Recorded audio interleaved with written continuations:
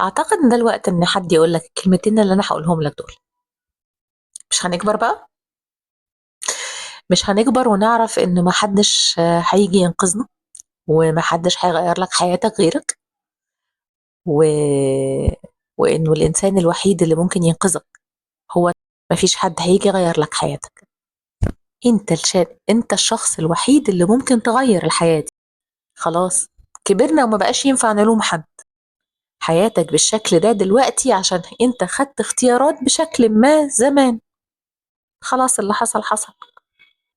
عايز تعيش دور الضحية براحتك، بس أنا جاية لك من المستقبل وبقول لك هتدفع الثمن من حياتك وهتدفعه غالي جدا. أقول لك الخبر الحلو، زي ما خدت اختيارات زمان وتسببت في الحياة اللي انت عايشها النهاردة،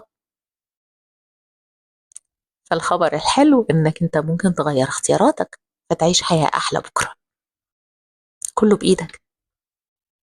انت الوحيد اللي عندك القوة انك تاخد قرار يغير حياتك. مستني ايه؟ اختار الحياة اللي انت عايز تعيشها.